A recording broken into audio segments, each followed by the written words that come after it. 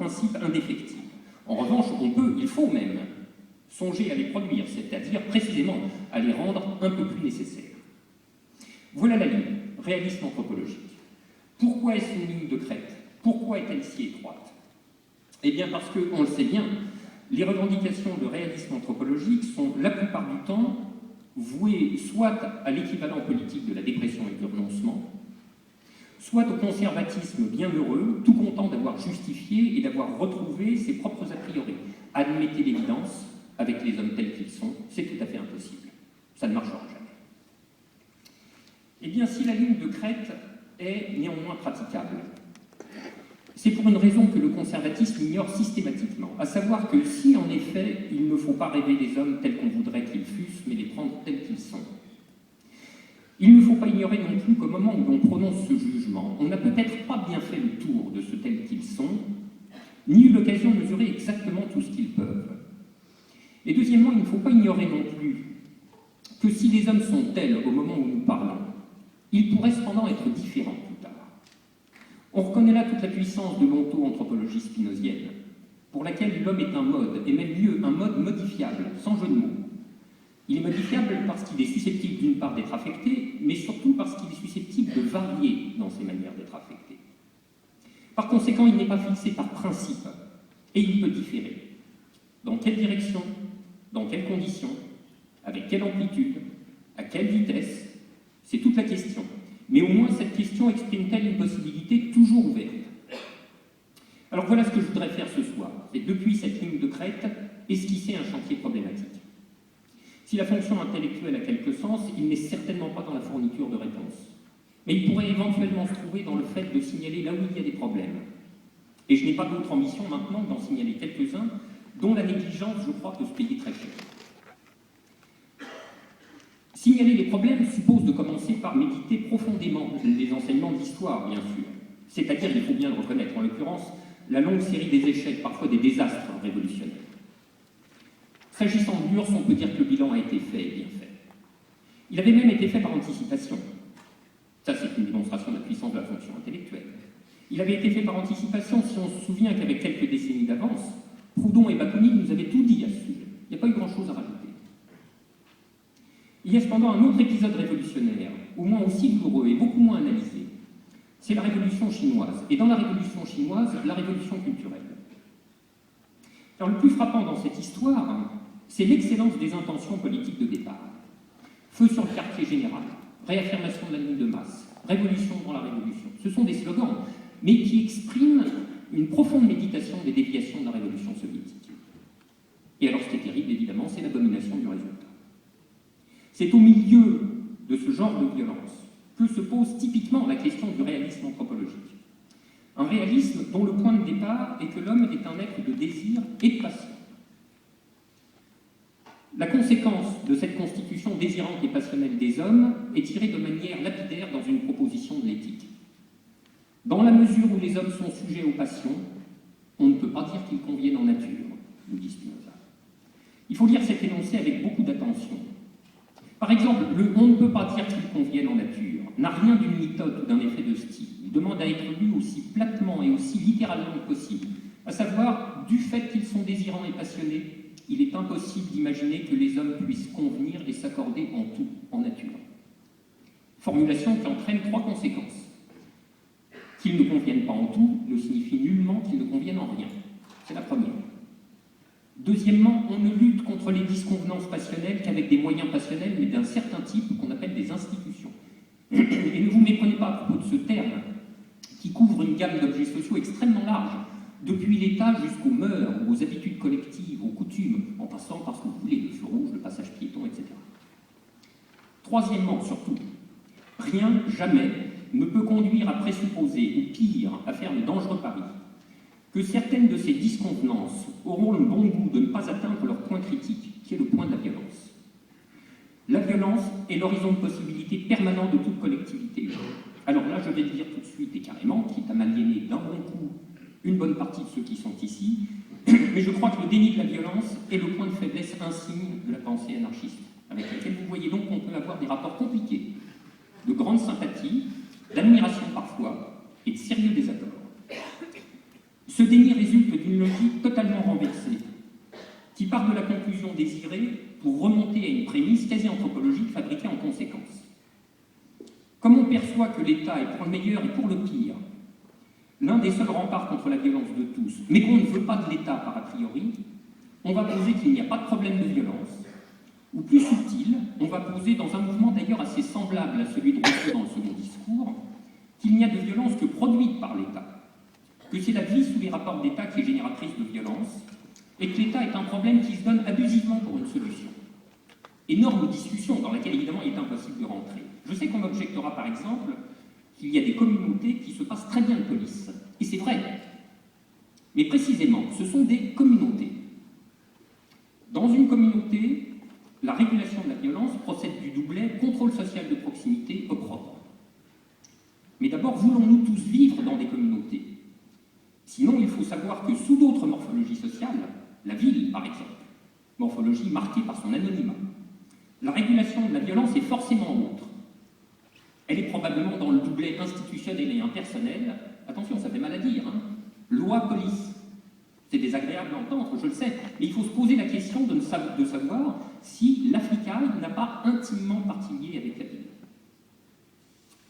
Que l'État, en tout cas, soit en lui-même une violence, qu'il nierait. Qui serait assez bête pour en faire un pacificateur aimable? L'État est un concentré de violence, capable même en certaines occasions, comme l'a rappelé Guillaume Sibertin-Blanc dans sa lecture de Deleuze, capable dans certaines occasions d'une ultra-violence quasi hystérisée. La plus révélatrice de ces occasions étant peut-être à trouver dans le traitement des détenus hautement politiques. Je pense à ce qui a été infligé en France à ceux d'Action Directe, ou en Allemagne, à ceux de la RAF. Et rien de ceci, cependant, ne peut conduire à rêver qu'il pourrait y avoir un extérieur à l'économie générale de la violence. Il n'y en a pas. Il reste une violence inéliminable, contre laquelle on ne lutte que par une violence contraire, mais institutionnalisée. Institutionnalisée comment? Sous quelle forme? C'est là toute la question, et elle est grande ouverte. Par exemple, l'échappement totalement incontrôlé de violence. C'est probablement cela qui transforme en cauchemar les meilleurs attendus politiques de la révolution culturelle. Et symptomatiquement, c'est triste à dire, hein, c'est le réarmement complet de l'État et de son appareil de force institutionnalisé, l'armée, qui va mettre un terme au chaos. La violence, c'est aussi parfois le point aveugle du marxisme-léninisme, en tout cas dans la version l'État et la Révolution. Mais sans surprise, puisque nous savons tous ce que représente ce texte dans l'histoire des rapports entre le marxisme et l'anarchisme. En tout cas, vous en connaissez le syllogisme. Il n'est de lutte dans l'histoire, donc de violence, que la lutte des classes. Or, le communisme est l'état sans classe de la société, donc il n'y a plus de violence dans la société communiste. Or, Machiavel nous a averti de longue date qu'il n'y a pas de fin à la conflictualité intrinsèque du social, et par conséquent pas de fin au mouvement de la politique. Il faut cesser de penser sous le surplomb de cette chimère qui rêve un achèvement, une clôture de l'histoire et de la politique, fût-ce sous la figure de l'idée communiste. Et Spinoza a théorisé et radicalisé ce propos. C'est en tant seulement qu'ils vivent sous la conduite de la raison que les hommes nécessairement conviennent toujours en nature. Malheureusement, nul ne peut partir de l'hypothèse qu'ils vivent sous la conduite de la raison, et en tant qu'ils sont sujets aux passions, on ne peut pas dire qu'ils conviennent en nature. Je veux dire que les mœurs, ou plus largement les formes de vie, se différencient nettement sous ce rapport, parfois même radicalement, que certaines ont la propriété de déchaîner les disconvenances, d'autres de les réduire, de les extirper définitivement, jamais. À la question « Que faire de l'État dans un processus révolutionnaire ?», il faut donc, je crois, avoir le courage de situer la réponse dans un entre-deux, dont je pense que nous ne pouvons pas sortir, et dont les pôles opposés sont, premièrement, oui, l'État est en puissance, le nom même de la captation et de la dépossession politique. Il est même en puissance la pire des saloperies. Mais deuxièmement, il n'y a pas de régulation de la violence à l'échelle macroscopique, sans un appareil institutionnel, dont la puissance, par construction, doit l'emporter sur toutes les puissances individuelles. Et tout ceci en se souvenant que de l'État, il faut commencer par se donner un concept tout à fait général, dont ce que nous voyons n'est que l'une des formes particulières, alors qu'on peut en imaginer bien d'autres. Il serait par exemple tout à fait possible de dire que ce que le mouvement zapatiste a expérimenté dans le Chiapas a bel et bien, conceptuellement parlant, le caractère d'un État, mais sous une forme très originale, très différente de la nôtre, et qui peut peut-être désarmer nos réflexes antinomiques quand il ne nous laisse le choix qu'entre nos États actuels et une horizontalité qui est plus rêvée que pensée. Qu'il y ait de la violence, qu'il y ait à faire face de la violence. Il n'y a pas de processus révolutionnaire conscient qui ne s'y prépare. Car renverser l'ordre capitaliste ne sera pas un pique-nique ni une joyeuse fête. C'est une entreprise qui aura nécessairement, quoiqu'à un degré indéterminé, un caractère de guerre civile. Et c'est donc au cœur de l'événement révolutionnaire même que se pose avec l'acuité maximale la question de la violence et de l'État. Car il ne faut pas douter que le capital opposera au processus révolutionnaire l'intensité de résistance qu'on réserve aux enjeux vitaux. Et il a déjà abondamment prouvé de quoi il était capable par le passé dans ce genre de situation. Or, le capital est une puissance macroscopique, j'entends par là établie à l'échelle même de la société tout entière. Il ne peut donc être défait que par une puissance opposée, mais du même ordre de grandeur. Une puissance qui soit à l'échelle de la société, mais qui ne soit pas celle du capital, pour l'instant, hélas, je n'en connais qu'une, et c'est celle de l'État. Si l'on veut faire l'impasse sur l'État dans le processus révolutionnaire, j'attends qu'on me montre la puissance alternative de magnitude adéquate, capable de défaire la réaction, l'inévitable réaction. Alors on pourrait me faire une réponse spinoziste qui me prendrait à mon propre piège et qui me dirait la puissance de la multitude. Mais même une multitude anticapitaliste devrait s'organiser, et en l'occurrence elle devrait s'organiser en armée. L'armée, le cœur de l'État, sa forme la plus réduite, la plus concentrée. Pour autant que je sache, l'expérience zapatiste a pour institution centrale un truc qui s'appelle AZLN, avec A qui veut dire armée. Et je crois savoir aussi qu'à ce propos, les zapatistes eux-mêmes ne se racontent pas d'histoire. L'armée, c'est tout ce qu'on veut, sauf l'horizontalité. Et on en revient à cette idée que l'ensemble formé par l'AZLN, qui en est la face externe, et la structure des conseils, qui en est la face interne, cet ensemble tombe bel et bien sous le concept d'État, dont nous voyons alors qu'il n'y a aucunement à en faire le déni, mais plutôt à penser la diversité de ses formes, c'est-à-dire au total à l'assumer, c'est-à-dire encore à faire face à sa nécessité pour la rendre la moins pénible possible. Et c'est en ce point précis que se trouve confirmée une idée admise et infirmée une autre. L'idée admise confirmée, c'est que rien n'est possible dans les structures de l'État bourgeois, et certainement pas de changer quoi que ce soit à l'ordre capitaliste, avec lequel il a intimement partie liée. En sorte qu'il n'y a en effet pas d'autre solution que de le fuir ou de le détruire. L'idée infirmée, c'est qu'une transformation sociale révolutionnaire pourrait et même devrait passer au loin de l'État tout court. Je crois que ceci n'est pas exact. Avec toutes ces imperfections, ce qui émergera, ce qui se construira en lieu et place de l'État bourgeois détruit, aura encore le caractère d'un État. Alors évidemment, c'est une perspective dont j'admets qu'elle est beaucoup moins grisante que les promesses de démocratie radicalement horizontale. Mais je crois que c'est une perspective commandée par un réalisme anthropologique qui ne fait pas l'impasse sur les disconvenances et la violence, et qui ne cède pas à la pétition de principe en donnant le problème de la violence pour résolu parce qu'on a présupposé dès le départ tout ce qu'il fallait pour le résoudre, à savoir des hommes tels qu'on voudrait qu'ils soient, altruistes, dédiés au collectif, ayant abandonné la poursuite de leurs intérêts égoïstes, etc. Sauf que les hommes ne sont pas ça, ou plutôt, ils peuvent très bien être ça parfois, mais ils ne sont pas que ça. Et d'autres fois, ils peuvent être aussi sacrément le contraire de ça. Sauf donc le risque de tragique déconvenue politique. On ne peut pas partir de l'hypothèse qui nous arrange et postuler que les hommes sont ça plutôt que le contraire de ça, car la vérité est qu'ils sont capables des deux. En revanche, on peut former le projet, indissolublement politique et moral d'ailleurs, que les hommes deviennent davantage ça, et moins le contraire de ça. Mais cela, c'est une question d'institution, ou disons plus précisément d'une forme de vie exprimée dans des institutions. C'est donc aussi une question du temps. Mais pour répondre, il y a une autre solution, une solution très économe en affrontement et en violence. C'est cette solution à laquelle Hirschman a donné le nom exit. On se taille, on laisse le capital tout seul, nous on va vivre notre vie ailleurs. On se soustrait à ces rapports. C'est la stratégie de la défection généralisée. Dans défection généralisée, cependant, le terme problématique, c'est généraliser. Car des défecteurs, il y en a déjà, on le sait bien. Mais il n'y a que des isolats de défection pour l'heure. Premièrement, le capitalisme peut très bien vivre avec ça.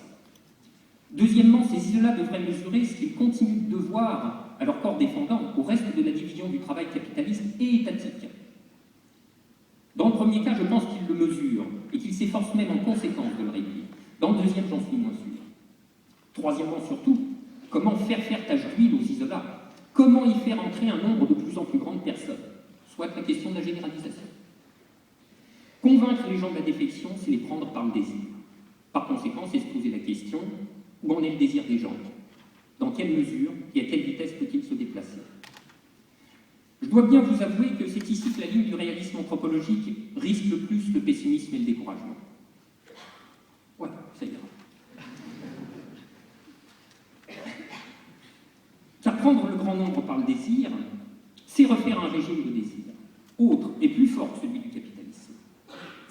Or, le réalisme anthropologique commande premièrement de mesurer exactement la puissance du régime de désir capitaliste, et deuxièmement de ne pas céder au sociocentrisme qui nous porte à croire que nos propres désirs capitalistes sont universellement partagés.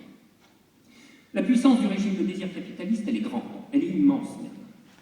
Là où ce régime est le plus fort, c'est bien sûr quand il prend les individus non pas en tant que producteurs, en dépit de tous ces stratagèmes actuels, mais quand il les prend en tant que consommateurs, et ceci de plein de manières différentes, par les objets, par la sensibilité, par le corps. J'ai entendu il y a peu un de nos grands intellectuels radicaux dire des objets marchands capitalistes qu'ils étaient, je cite, « laids et inutiles ». Je pense qu'on ne peut pas davantage se tromper qu'avec ce genre d'énoncé. Et je serais assez prêt à parier que notre intellectuel devait avoir dans la poche au moins un téléphone portable, peut-être même un smartphone, les savoir. Or, un tout petit exercice de mémoire vous remet en tête que, disons, au milieu des années 90, un individu qui s'exhibait avec un téléphone portable était un pitre paradant avec un objet totalement inutile.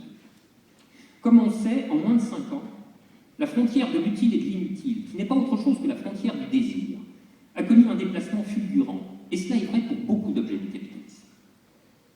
Ce problème de l'utile et de l'inutile, c'est le problème de ce qu'on appelle les besoins, avec plein de guillemets, cette catégorie assez centrale, et pourtant l'une des plus mal construites d'une certaine anthropologie marxiste. Car l'idée de besoin cherche une norme objective de ce qu'il y aurait à désirer, entre guillemets, légitimement, après quoi, satisfait, contenté, nous pourrions nous arrêter. Mais je crois qu'on ne saurait commettre pire contresens anthropologique qu'en prêtant ainsi au désir le pouvoir de s'arrêter, d'ignorer toute nouvelle sollicitation et toute relance, spécialement dans un monde marchand où depuis des décennies maintenant, il a pris l'habitude du déchaînement. Et je vous appelle à regarder quelques vidéos de ruées, car il n'y a pas d'autre mot, de ruées de premier jour de solde, quand dans un grand magasin se lève le rideau de fer, pour être un peu au clair sur ce que déchaînement du désir marchand veut dire. Mais le rapport objectal dont le capitalisme nous a fait prendre le pli se complique de colonisation mentale autrement perverse. Je le dis sous la forme d'une vague esquisse parce qu'il s'agit en réalité d'un vrai programme de recherche. Mais je pense que le capitalisme ne produit pas que des objets. Il produit également une sensibilité et une esthétique. Une esthétique de la marchandise, évidemment, qui a reçu son nom. Ça s'appelle le design. Et voilà pourquoi on ne peut pas céder à la posture de dire que les objets du capitalisme sont laids. La vérité, c'est au contraire, c'est qu'ils sont beaux. Ou au moins que nombreux sont ceux qui les trouvent beaux, sans même d'ailleurs le problématiser, mais le plus souvent par une expérience antiprédicative de la différence avec les objets du passé, ringards, ou avec les objets moches des économies dites moins avancées. Souvenez-vous des colibets qu'on a réservés aux Lada ou aux Trabants, etc. Évidemment, je sais bien qu'il y a une toute autre expérience esthétique possible de ces objets de l'ex-socialisme, bien plus valorisatrice, capable de voir leur charme. Mais la question est toujours la même, c'est celle de l'expérience esthétique majoritaire. Or, sans surprise, cette expérience majoritaire valide les propositions esthétiques de la marchandise capitaliste. Sans surprise, car je crois que le capitalisme, autant que des objets beaux, entre guillemets, produit notre regard sur ces objets. Le capitalisme produit conjointement des objets et une esthétique, l'esthétique de ces objets. Il produit d'autres choses encore. Il produit ce que j'appellerais le saisissement moelleux des corps. L'élévation objective du niveau de vie en longue période a produit pour le grand nombre, pas pour tous, on le sait, il y a des gens là, mais pour le grand nombre, des conforts matériels qui sont de puissantes affections du corps. Le capitalisme, c'est donc aussi ceci, le corps dorloté. Orwell, que j'ai ces temps-ci un malin plaisir à citer, est peut-être un de ceux qui voient le mieux le danger de cette sournoise habituation, à laquelle il réserve les vitupérations d'une morale de la vie à la dure. Il parle, je cite, de nos mœurs délicates, de notre mollesse et de nos habitudes du confort douillet, et voudrait que nous rompions avec notre relâchement. Or, quand il s'agit de joindre le geste à la parole, Orwell, qui est l'honnêteté intellectuelle en personne, voit bien tout ce qui résiste en lui-même. Je suis un intellectuel semi-décadent, dit-il, et j'en mourrais si je n'avais pas mon thé du matin et mon New Statesman du vendredi. Manifestement, je n'ai pas envie de revenir à un mode de vie plus simple, plus dur, plus fruste, et probablement fondé sur le travail de la terre. Il n'a pas envie de revenir à une vie plus dure et plus fruste, et probablement beaucoup avec lui. Que certains y soient prêts, on le sait. Des expériences alternatives en témoignent, mais là encore, le grand nombre. Donc vous le voyez, dans la dynamique passionnelle collective d'une transition au-delà du capitalisme, il faut aussi compter avec ces affects tristes liés au renoncement matériel. Renoncement à la frénésie du désir acquisitif. Renoncement à vivre dans un environnement d'objets qu'on a été conditionné à trouver beau. Renoncement à des conforts corporels dont nous avons fait des évidences et des normes. Qu'est-ce que le processus révolutionnaire peut mettre en face? Quels affects joyeux pour faire pencher la balance de son côté? Plein sans doute.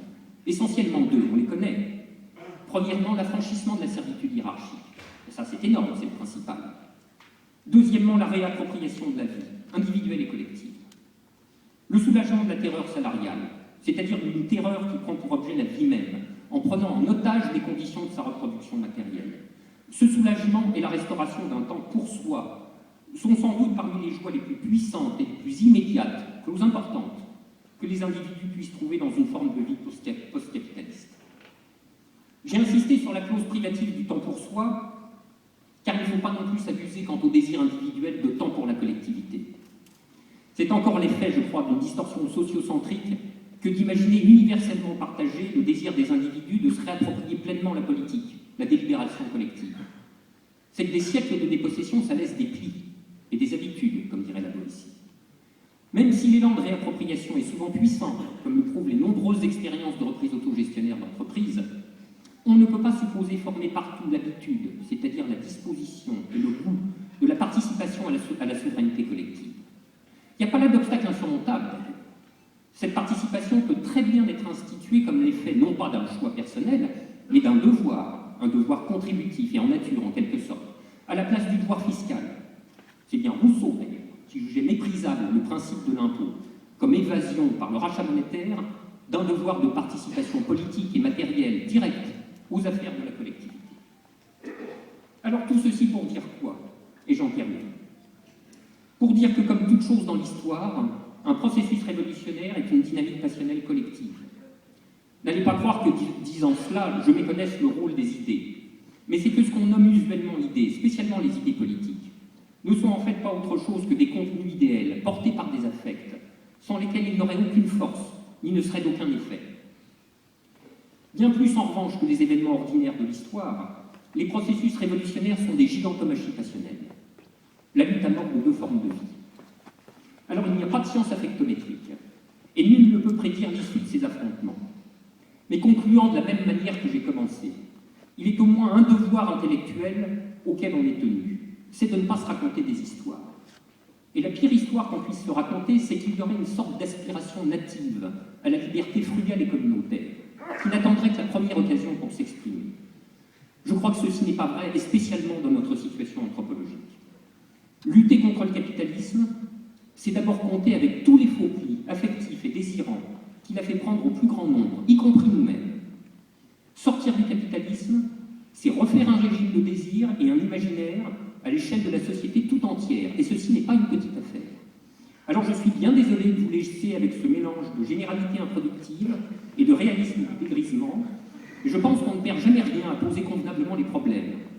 Et en l'occurrence, je voulais en poser un, dont j'emprunterai volontiers le terme à la Boétie et à Spinoza, parce qu'ils l'ont en commun. C'est un terme à la fois très ordinaire et très profond. Ce terme, c'est habitude. Une forme de vie, c'est une habitude. Et le problème de la révolution, c'est de produire en chemin, de construire quelque chose qui ne peut pas se poser entièrement déjà là, à savoir une habitude du commun et de la liberté. Je vous remercie.